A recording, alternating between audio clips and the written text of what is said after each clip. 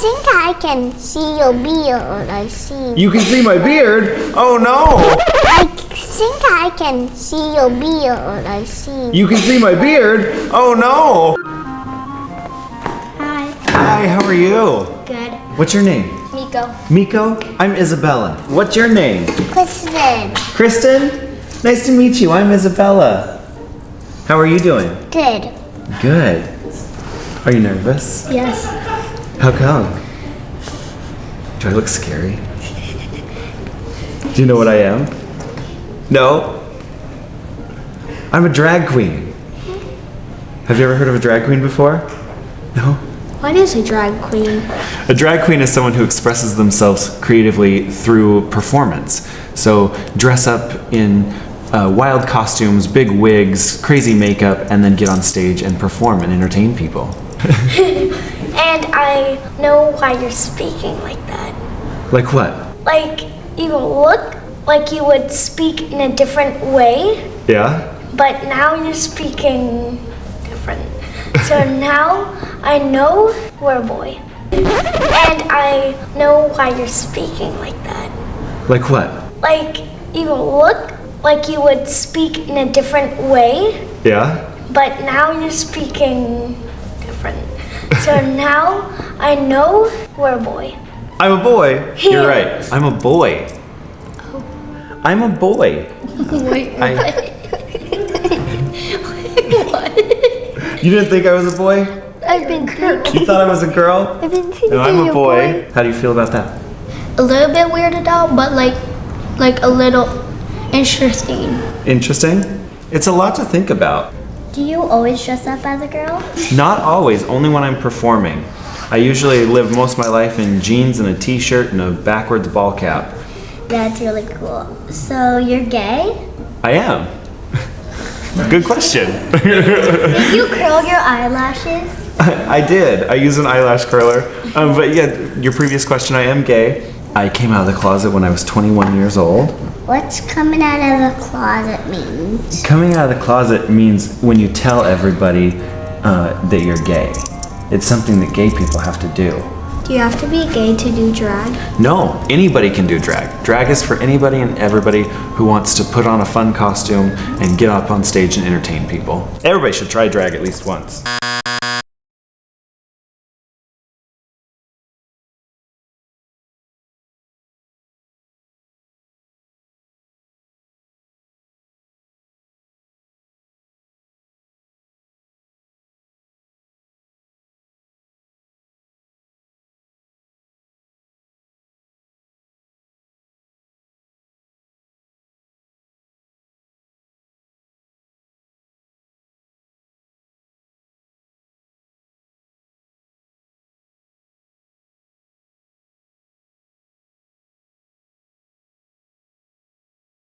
It's really fun. Even kids? Yeah, there's actually quite a few kids that are starting to do drag. Do dogs do drag? Do dogs do drag? I mean, they can. You can dress a dog up in a dress and take them on stage with you. So, why did you want to get to be a drag queen? Why did I want to be a drag queen? Or what's your inspiration? Great questions. I first went and saw a drag show and thought it was really fun. And so I started playing with makeup and wigs and costumes and things and then started performing and just fell in love with performing. I love being on stage. I've been a singer my entire life. Do you like to sing? Yeah. What do you like to sing? I like to sing Moana. Moana?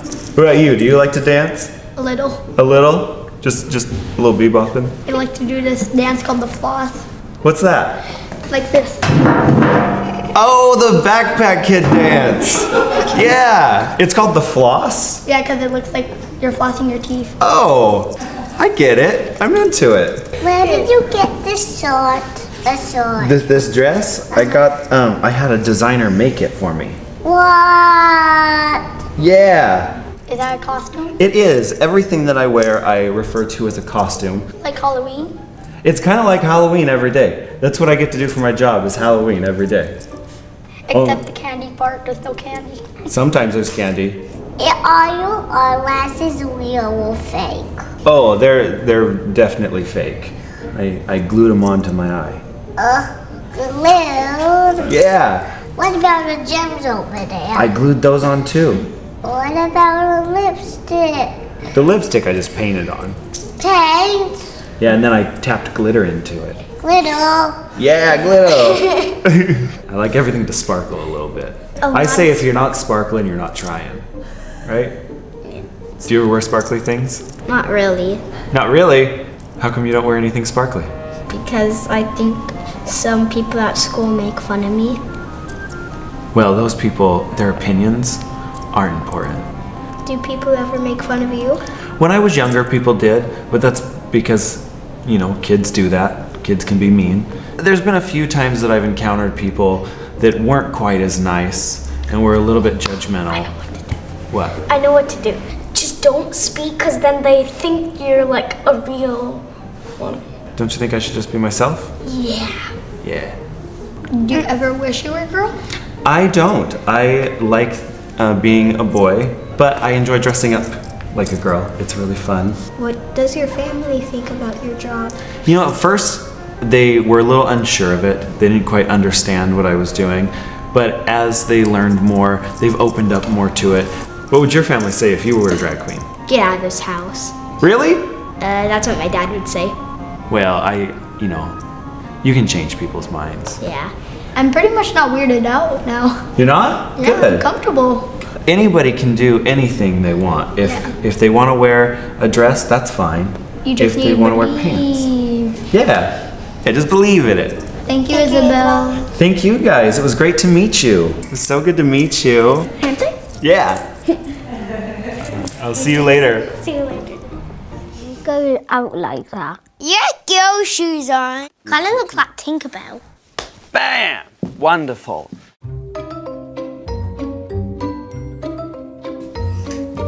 Hello? You're wearing high heels. I am wearing high heels.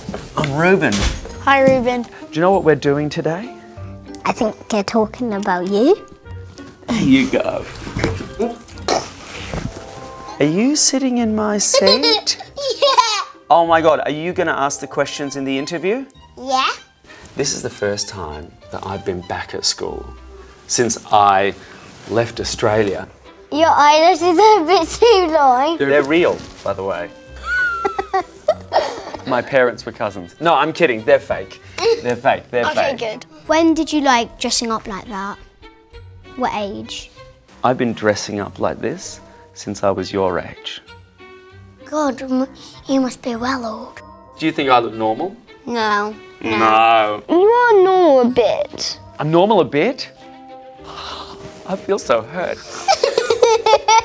Is that the laugh you're going to use all day? We're going to move on to something. Do you like what I'm wearing today? Bit too much.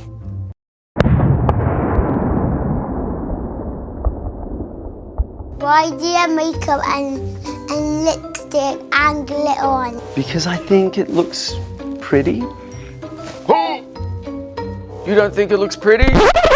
Why do you have makeup and lipstick and glitter on? Because I think it looks pretty.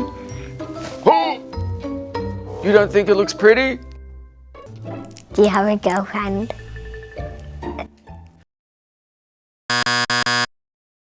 I think it might be a boyfriend. Boyfriend? Yeah. What do you think about men who wear makeup? You can't put it into boys.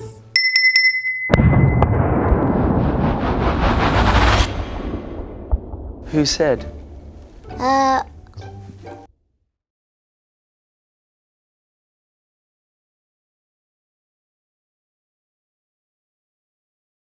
The penguin over there. The penguin? The penguin believes in binary gender roles? I love it. Would you be gay or would you not be gay? Have you met a gay person before? No. No. Am I the first one? Do you know what that means? More celebration! Again? Again? Okay, 1 second. Oh, no, I don't have the budget for that. It's only Channel 4. Did you go to school like that? Yeah. And school wasn't actually a fun time for me. I was a different kid. I was a young gay kid and I liked to dress up, and I liked to sing and dance, and I wasn't into sport. At least you actually have the guts to do things Thank you. what other people can't. Yeah, that's what I think. I feel like everyone should be who they want to be and people shouldn't tell them what to do. I think so too. That's really well put. Haters are gonna hate you, just gotta be you. Do you think I should do what I want to do? Do what you want to do. Yeah, I think so too. If I was that, I would have helped you. I think everyone would. This is the first time I've been back to school since my times in Australia, and you have made me feel so much better about the whole thing, and that possibly school right now in some places isn't as bad as it once was. You two are brilliant. I know. Not gonna be before you long, but then we do have a lot to uncover, a lot to unpack, and a lot to talk about with these two clips that we just saw.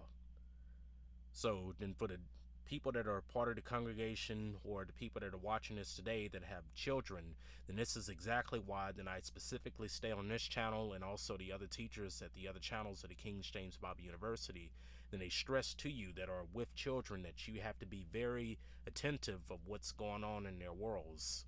So you need to be paying attention to what they're looking at on their cell phones, what they're looking at on their social media devices, and if they have those, and exactly what's going on in school, and even knowing what's being taught on their curriculum. Because in what you just saw, is two clips, and it's not entertainment, that's not some sort of a skit, then this is actually going on in real life.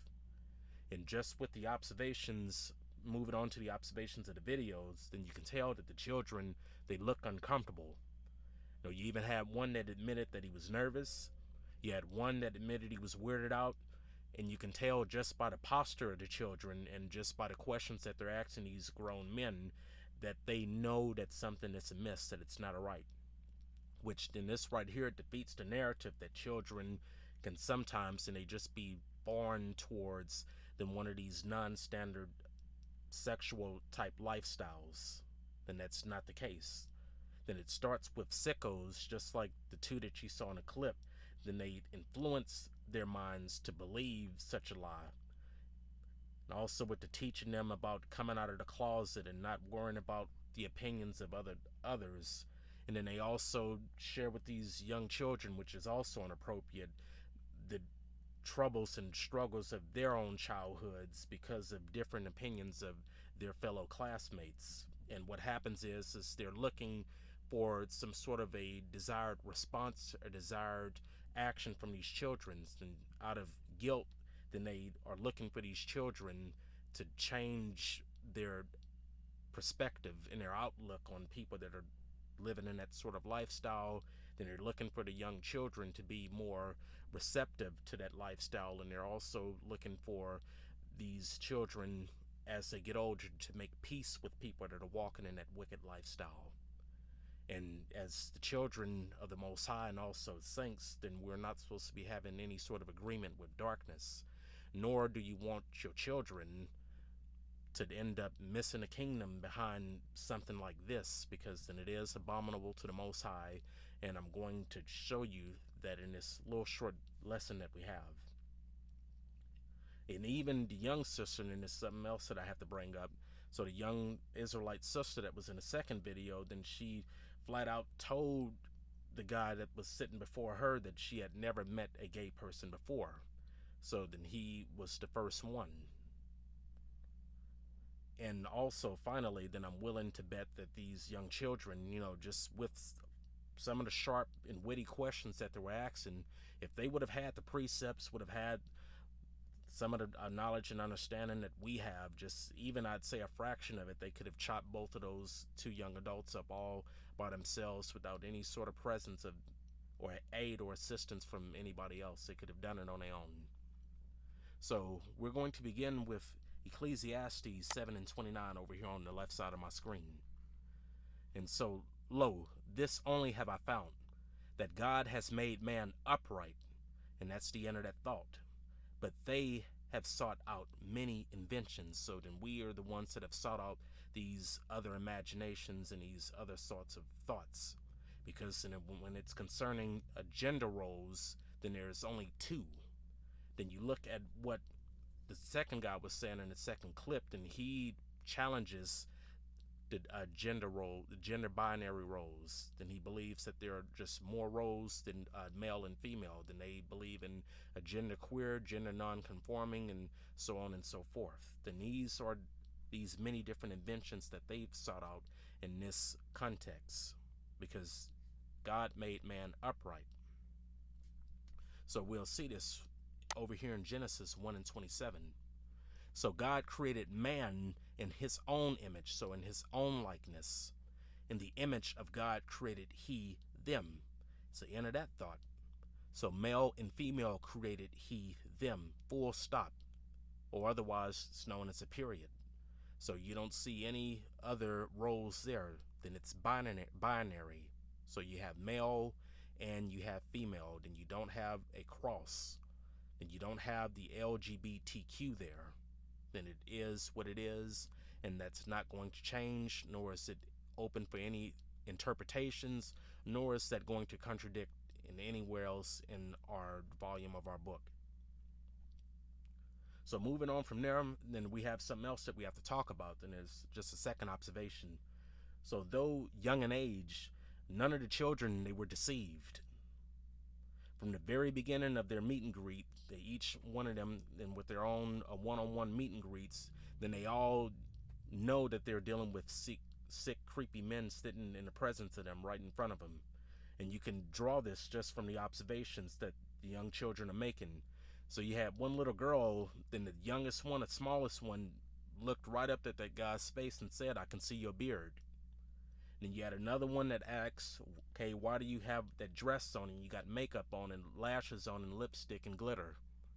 Then you had another child that told him straight up, "Then I know then you're dressed a certain way, but now that I hear you talking this way and not like before, then I know that you are a boy." And right after then he made that statement, then the old sicko that was sitting across from him had nothing else to say. Which, then I'm going to pull a precept.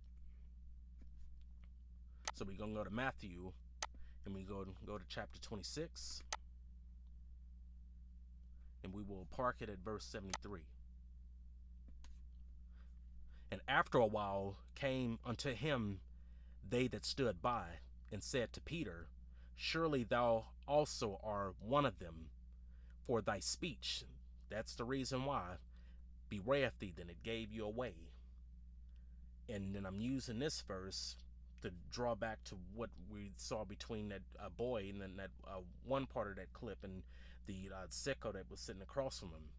Then you can try and deny it, then you can try and also pretend to be something that you're not, but your spirit, your speech, and it gave you away, then I can tell that you're a boy.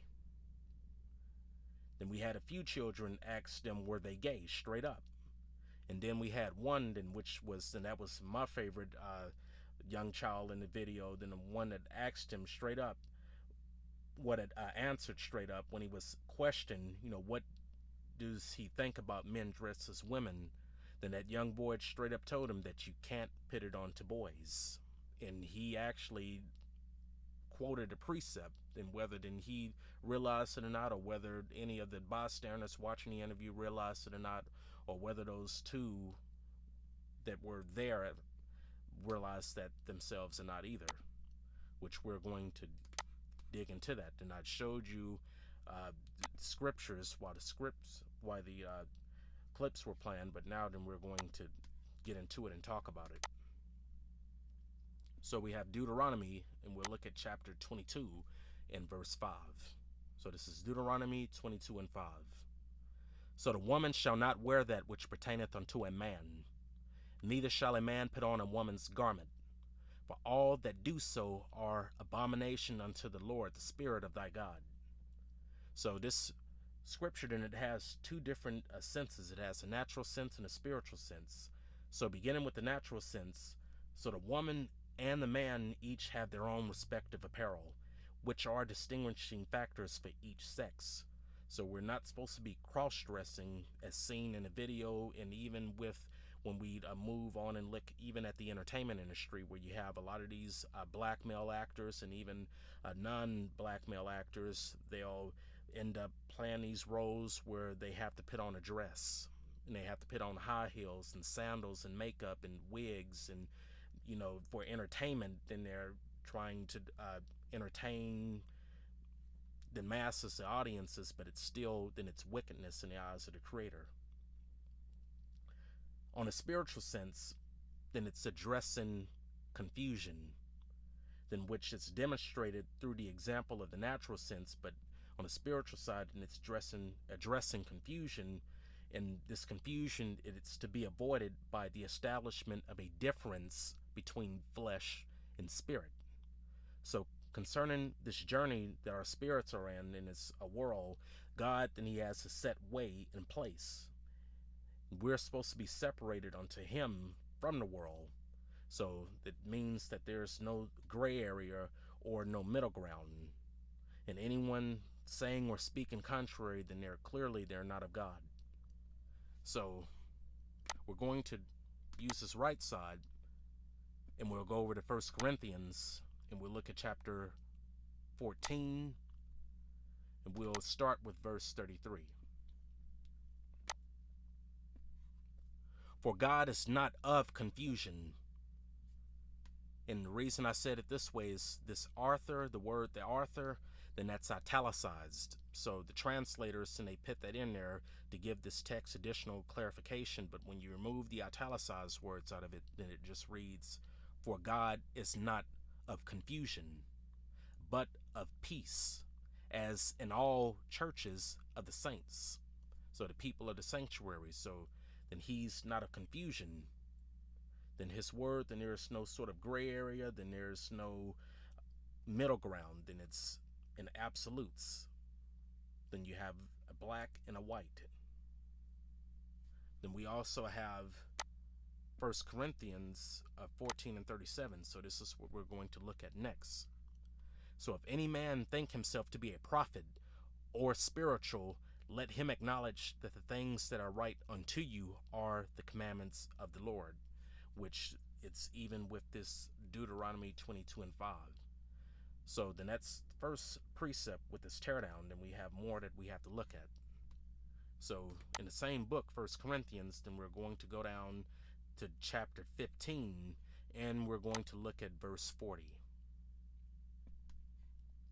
So there are also celestial bodies and bodies terrestrial, which then we'll stop right there. And when we're looking at this verse, Deuteronomy 22 and 5 on the spiritual side, that's one body. Then that's a celestial body. Then when it's saying the woman, and you're looking at this on a spiritual sense, then that's talking about a spirit. That's one body. Then we have the man that's right here. Then that's the celestial body. Then just as what you're looking at on the right side in 1 Corinthians 15 and 40. So there are also celestial bodies and bodies terrestrial. But the glory of the celestial is one, and the glory of the terrestrial is another. So before we move on, just to reiterate, then we have two bodies here. Then we have this celestial body, which is talking about a spirit, the woman, and then we have this terrestrial body, which is talking about flesh. So moving on from 1 Corinthians 15 and 40, to tear this down some more, then we're going to hit Sirach 33, and we'll go down to verse 11.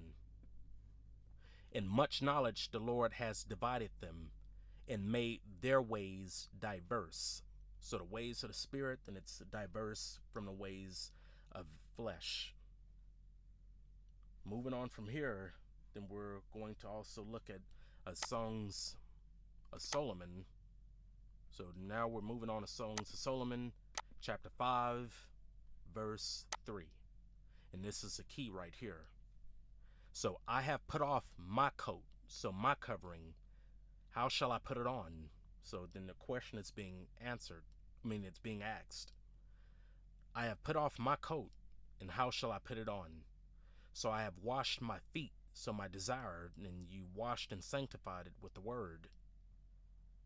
How shall I defile them? Because that's exactly what's going to be going on. Then if you end up putting your coat back on, then he told us, even when you look at Matthew chapter 10 and verse 10, that we're not supposed to be taking 2 coats apiece for this journey, which, I'm going to look at it. So we have Matthew chapter 7 and verse 10 all the way to 11. Matthew chapter 10 and verse 7 to 10. And as you go, preach, saying, so the kingdom of heaven is at hand. So heal the sick and cleanse the lepers, raise the dead, cast out devils. Freely you have received, freely give.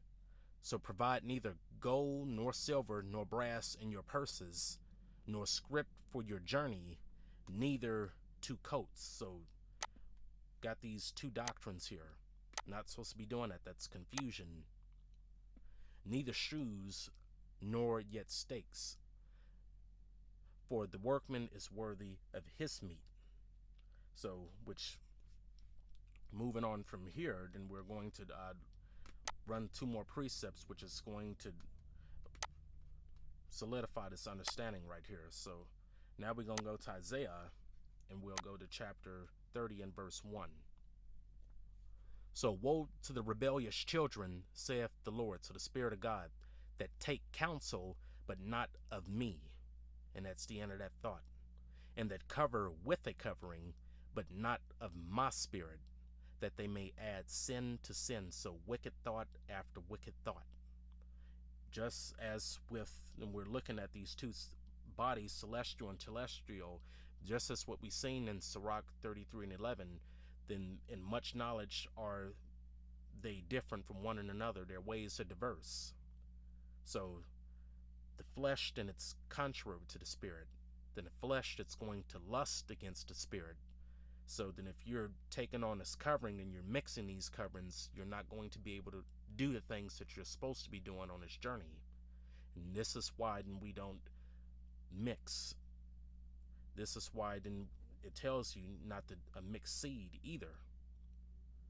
So we're going to go to Galatians,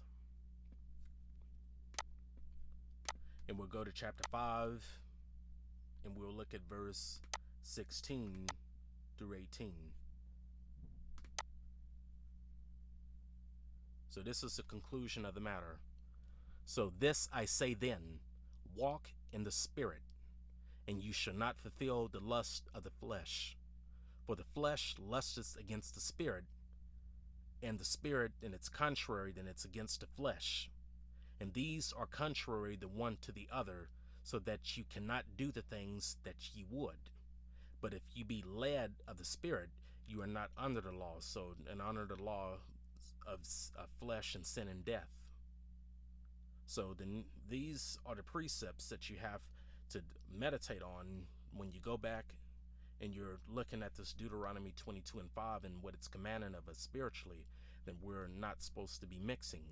And if you're trying to fulfill everything that's required of you, then as a servant in this journey, you have to put one of those coats down, and you have to take his covering, and you be covered with the word and not with flesh, because you won't be able to do the things that you're supposed to do. Then you're going to be doing things that are abominable.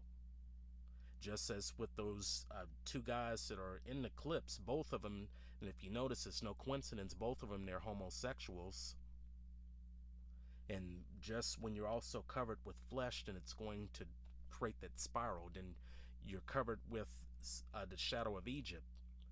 Then it's not in my lesson, but another thing that you have to keep in mind is that the Spirit of God, then it's one Spirit. Then it has many different operations and many different administrations, but it's one Spirit. Now the spirit that Satan gives you, then it's a legion. So then you get one of those spirits, and then he's going to start sending you many more of them, and it's going to keep making your state worse than what it was before. So then we have to make sure that we're taking the right covering on this journey. So moving on, then we have another observation that we have to look at. And this is observation, this is the next one. So the longer that the children converse with those drag queens, that is, their tolerance towards that lifestyle, then it started changing the longer that they was talking to those two grown men, and becoming more accepting of gender non-binary persons. And really the biggest mistake that those young children they made was engaging in conversations with those two anyway. But nevertheless, now then we're getting ready to go into another set of precepts. So we're going to go to 2 Corinthians, and we're going to look at chapter 11, and we will look at verse 3 through 4. But I fear, lest by any means, as the serpent, so this person with this low-down two-tongued doctrine, beguiled Eve through his subtlety, so your minds should be corrupted from the simplicity that is in Christ. For if he that cometh preaches another Jesus, or another salvation, whom we have not preached, or if ye receive another spirit, which ye have not received, or another gospel, which ye have not accepted, ye might well bear with him.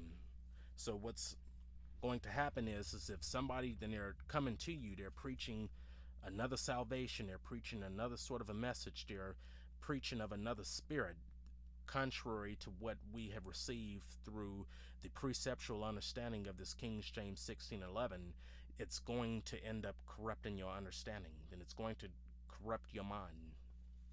Then that's what that's telling you right here. And to build on this, then we have to go to Proverbs, and we'll look at chapter 7, and we'll go down to verse 21 through 23.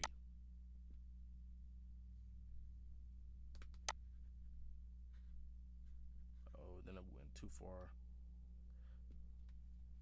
Okay, Proverbs chapter 7 and verse 21 through 23.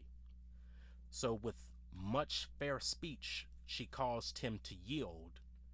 And that's exactly what happened to every last one of those children that was in the video. Then if you look at their thoughts on those two men at the beginning, and it was one thing that something is amiss. By the end of those sit downs with those grown men, then they had already yielded. And then it's evil, then it's wrong. And this is what these children are going to have to deal with. And this is why this lesson is being brought forth to you today. So then you can be equipped and know what's going on. And with that sort of intel, then you can make the necessary adjustments so your children or you yourselves, and you won't get caught up with these fiery darts. So Proverbs 7 and 21, taking it back from the top. With much fair speech she caused him to yield. With the flattering of her lips she forced him. So he goeth after her straightway, as an ox goeth to the slaughter, or as a fool to the correction of the stocks, till a dart strike through his liver. And with this liver, I had to take that liver, then you just pit the purification of life. And this is what's going to happen, and it's going, these fiery darts, and when it strikes through, and if you don't have that armor, and you're not strengthened with the whole armor of God, then this right here, then these fiery darts that are coming from the adversary, then it's going to strike right through your pureness, and you're going to become dirtied and corrupt. So this liver, then that's the purification of life. As a bird hasteth to the snare, and knoweth not that it is for his life. And we'll also go down to verse 24 and 25. So hearken unto me now, therefore, O ye children, and attend to the words of my mouth. Let not thine heart decline to her ways, go not astray in her paths. And this is talking about those paths of the strange woman. So just right from here, then we have something else that we have to look at. So just with these darts. So this wasn't in my lesson, but Now then, it's something that I want to bring forth.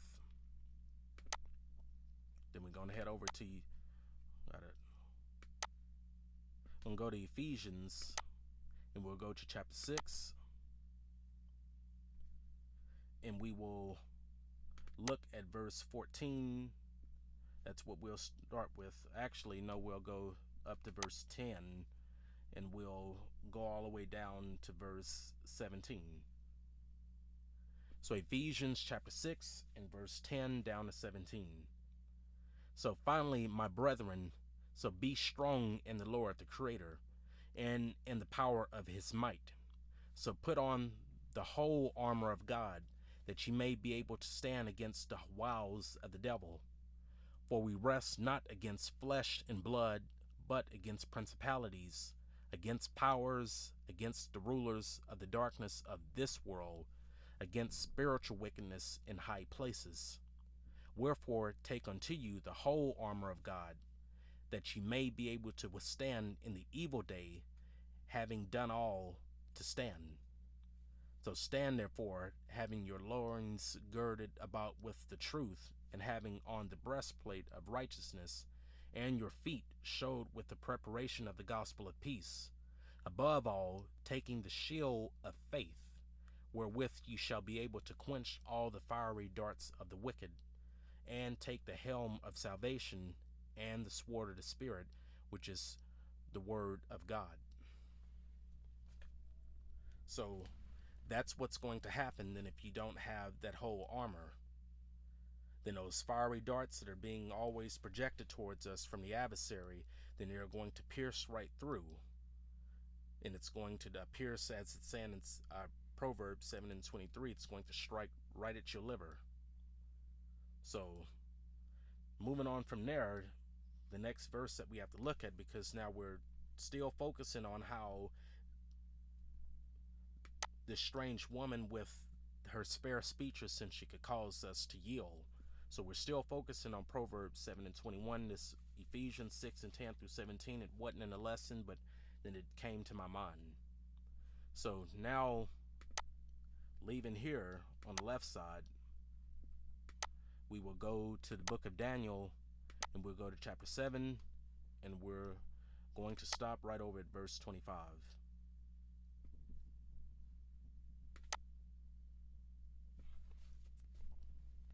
And he shall speak great words against the Most High, and shall wear out the saints, so the people of the sanctuary of the Most High, and think to change times and laws. The reason why we're over here is because of the overall agenda of those two drags that was up there at those schools, and they were there to try and get those young children to change their mind. Then this is what the adversary wants you to do. Then we know that the Creator, as in Psalms 89 and 34, then he doesn't change. So, and he shall speak great words against the Most High, and shall wear out the saints of the Most High, and think to change times and laws, and they shall be given unto his hand until a time and times in the dividing of time. So then I referenced it, but just for the people that have newly joined the body, then we have to run that verse anyway. It's just a good thing for all of us teachers, to always treat our lessons as if it's somebody's first lesson. So now we are going to go to Psalms 89, and we'll look at verse 34. My covenant will I not break, nor alter the thing that is gone out of my lips. Then this is straight from the Spirit of God. So then he's not going to change. Man and flesh, then they change. The adversary, then he tries to get us to yield. The Creator, then he's saying that he doesn't alter anything. And that even goes right back to what we were talking about in Genesis 1 and 27. Then he made male and female. Then all of this gender queer, gender non-binary, this LGBTQ, then he has nothing to do with that. Then you can't pit that on him. Then that's something that man has done of their own wicked inventions. But he's telling us that he doesn't change. So the conclusion of this matter is we have to head down over to 1 Corinthians, and we'll go to chapter 6, and we'll hit 19 and verse 20. Let's see. No, this is the wrong verse. Sorry. So it's not 19 and 20. That's not it. It's 9 and 10. So, my apologies. And it's 1 Corinthians chapter 6 and verse 9 and 10. So, know you not that the unrighteous shall not inherit the kingdom of God? This is what's going to happen, and if we're getting caught up with flesh and with the shadow that's over this world, then we know that the world and it's given into the hands of the wicked. That if we don't constantly meditate in this word, then we're not, studying, doing our due diligence, always getting our daily portion. What happen is this can slip your mind. So know ye not that the unrighteous shall not inherit the kingdom of God? Be not deceived. And this is what they were trying to do. Then they deceived those young children. Neither fornicators, nor idolaters, nor adulterers, nor effeminate, those are homosexuals, nor abusers of themselves with mankind, nor thieves, nor covetous, nor drunkards, nor revelers, nor extortioners shall inherit the kingdom of God. Then that's a given, and there's nothing to add or subtract from that. And it doesn't matter how many are a walk in contrary. And we can even, since we're talking about it, 2nd Esdras, chapter 7, and we'll go to verse 20. For there be many that perish in this life, because they despise the law of God that is set before them. Doesn't matter then how many people may gravitate towards that dark side, and where they're showing respect and they're walking in agreement with LGBTQ. It doesn't matter how many. Then the scriptures, and it's telling you in so many different areas that there's going to be more that's going to perish than to see life on the other side.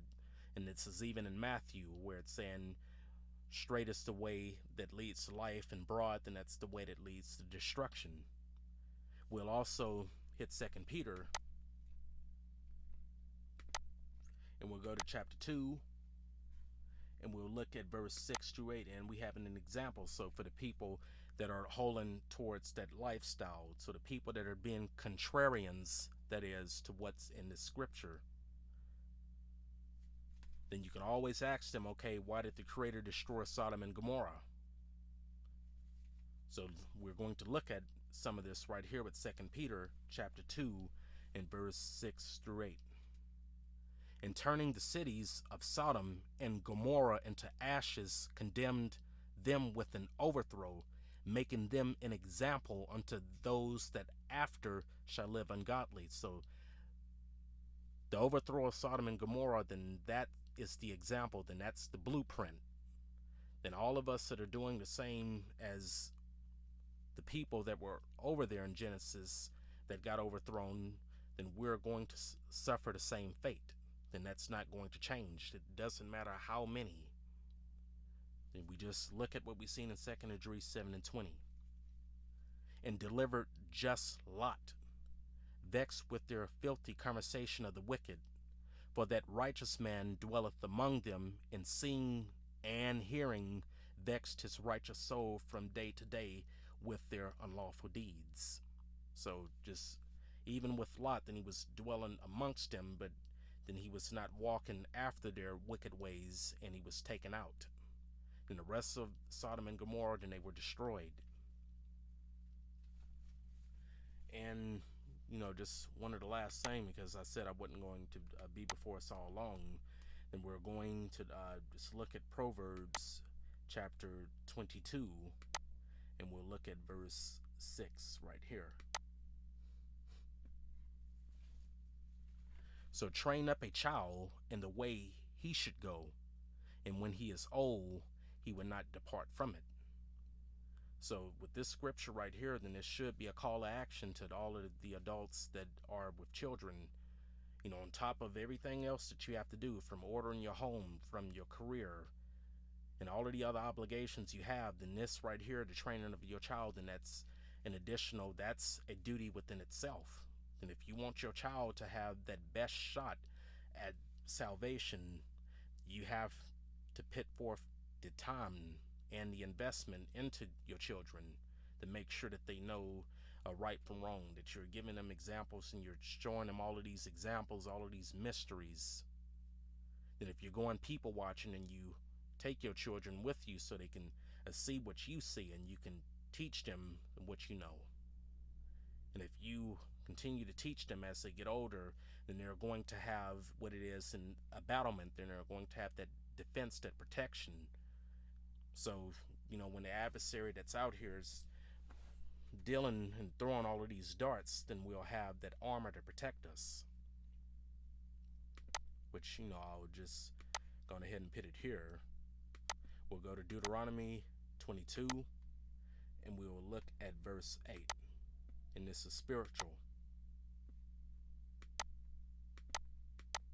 When thou buildest a new house, and you just keep in mind what's over in 1 Corinthians 3 and 16 and 17, then thou shalt make a battlement, which that battlement, then that's protection for thy roof, and for your head, that thou bringest not blood, so that wicked lifestyle, then that life upon thine house, if any man fall from thence.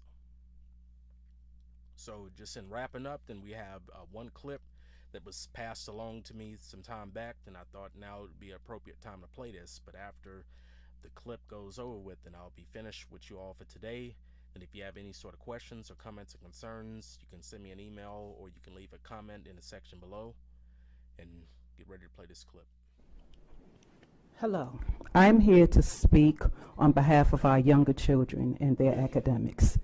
This book, It Feels Good to Be Yourself, which has an oxymoronic title based on its content, can be found in 26 elementary schools. It is geared towards K2, and as Macmillan Publisher says, it basically is geared toward ages 4 through 8. It introduces 4 different characters with different gender identities. It makes it seem as if gender is an imaginary concept that can be changed on a whim, when the truth is gender is factual. You're either a boy or a girl. And gender identity, what you see yourself as, that's imaginary. Well, let me read you a couple of things. First character is Ruthie. She's a transgender girl. That means when she was born, everyone thought she was a boy until she grew a little older, old enough to tell everyone that she's actually a girl. Then there's her brother, Xavier. Xavier is a cisgender boy. Which 4 through 8-year-old knows what cisgender means? Can they spell cisgender? That means when Xavier was born, everyone thought he was a boy, and as he grew older, it turned out everyone was right. He was a boy. Then there's Alex, the friend. Alex is both a boy and a girl. Then there's JJ. JJ is neither a boy nor a girl. Ever since JJ was very little, they never felt exactly like a boy or girl. They just felt like themselves. This is JJ's gender identity. Some kids feel like girls. Some kids feel like boys. Some kids feel like a little bit of both. Part boy, part girl. Reminds me of that old commercial. Sometimes you feel like a nut, sometimes you don't. Is that okay? Some kids don't feel exactly like a boy or a girl. They feel like neither. Some kids feel that their gender identity isn't always the same. It's often changing. So now are we endorsing schizophrenia? What are we doing? Whether you feel like a boy or a girl or neither, if you describe yourself another way, that is your gender identity. When does this foolishness stop? When you shroud lunacy, insanity, or fallacy in colorful words and pictures to be read to young children, you have created an unsafe environment, since we're talking about safe environment, right? Where does it stop? At this tender age, our children should be learning their ABCs and 1, 2, 3s. Who authorized this? Who told you that you are God? Who gave you permission to tell our children who they are and who they're supposed to be? This is intentional and evil at its core. Get back to what you were elected to do and formally educate our children, not indoctrinate them with left-wing ideologies under the guise of providing a safe and welcoming space. Hear us clearly. We will not surrender our children. Leave our children alone.